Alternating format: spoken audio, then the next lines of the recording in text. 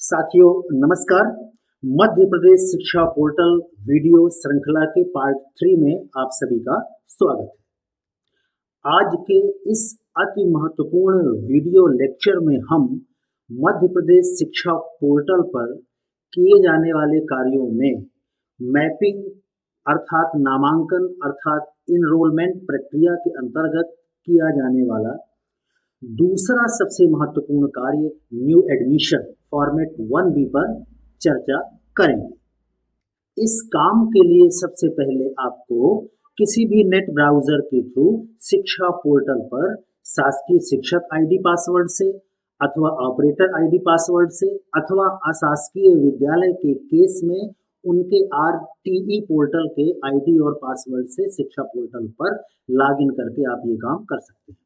शिक्षा portal search करने के बाद फर्स्ट ऑप्शन ही मिलेगा और यहाँ से आप लॉगिन कर सकते हैं। लॉगिन करने के पश्चात आपको पहुँचना है जो बहुत सारे आइकन्स हैं, मेनू है, उनमें से मैपिंग अर्थात नामांकन का जो कार्य है वो एडमिशन मैनेजमेंट आइकन के थ्रू होता है।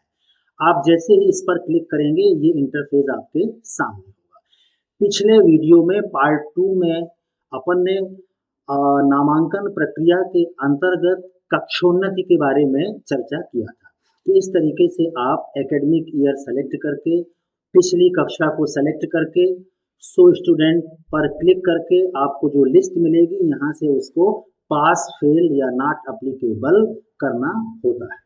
यहाँ एक बहुत ही महत्वपूर्ण बात दोबारा शेयर कर देना चाहता हूँ मैं कि आपको वर्तमान सत्र में प्रत्येक कक्षा में अध्ययन करने वाले छात्रों की कक्षोन्नति करना है, चाहे वो पास हो, चाहे वो फेल हो, चाहे वो नॉट एप्लीकेबल हो, तभी आप आगे का कार्य न्यू एडमिशन का कर पाएंगे। यहाँ पर बहुत ही महत्वपूर्ण बात यह है, अगर आप पास करते हैं और पास करने के बाद सेम स्कूल में रखते हैं तो वो फिर अन्य स्कूल में नए छात्र के रूप में प्रवेश नहीं पा सकेगा।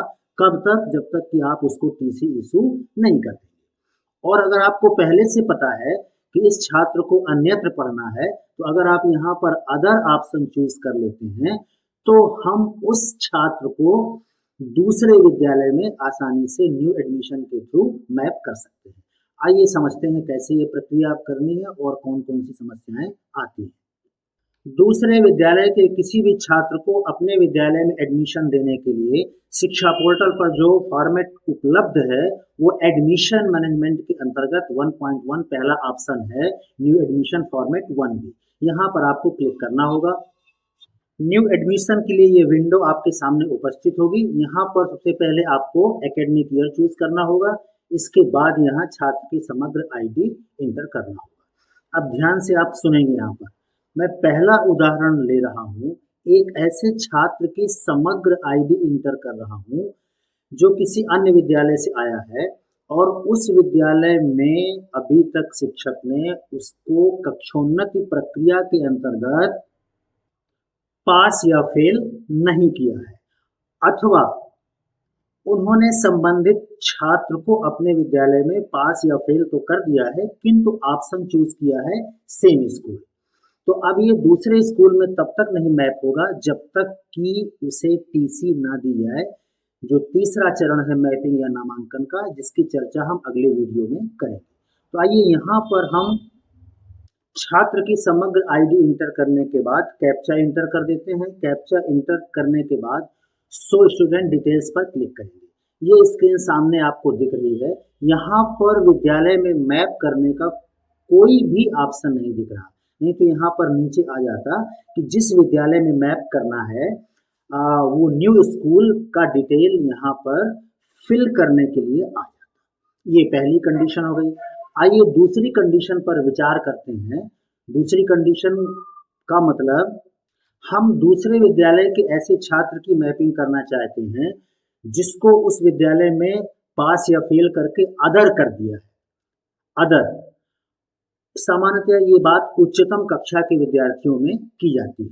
अगर उच्चतम कक्षा के अलावा किसी और कक्षा का विद्यार्थी जो अन्यत्र अध्ययन करना चाहता है, अगर आपने अदर कर दिया है तो फिर उस यूनिक ID से हम उसके समग्र ID से हम अन्य स्कूल में मैप कर सकते हैं। जैसे मैंने एक ID यहाँ इंटर किया। अब कैप्चा इंटर करने के बाद शो स्टूडेंट डिटेल्स पर चेक करते हैं। देखिए इस केस में क्या होता है।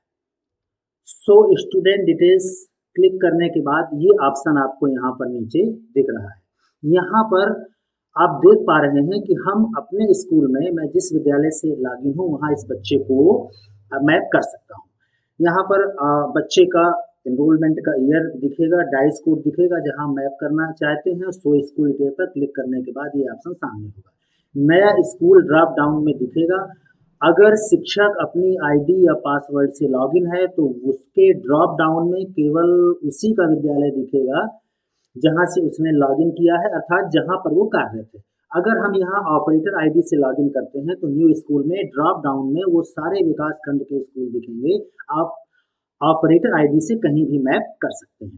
तो यहाँ से आपको न्यू स्कूल चुनना होगा। इसके बाद उसका जो लास्ट रिजल्ट है, पास या फेल, जैसे भी कंडीशन होगी वो चूज करना होगा। फेल करेंगे ऑटोमेटिक ये 32% आ जाएगा जो परसेंटेज फिल करना है। यहाँ पर छात्र का स्कॉलर नंबर फिल करने के बाद कैप्चा एंटर करिए और admit student in the school पर जैसे ही आप क्लिक करेंगे संबंधित छात्र 24 घंटे के अंदर आपके विद्यालय में एडमिट हो जाएगा।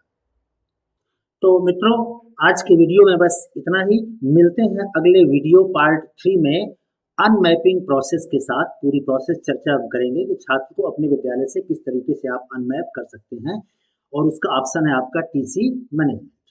और अनमैप का एक और ऑप्शन जो अभी मैंने बताया उसको अदर स्कूल में कर देंगे तो भी वो अनमैपिंग की प्रोसेस हो जाती है। तो साथियों मिलते हैं अगले वीडियो में, तब तक के लिए जय हिंद।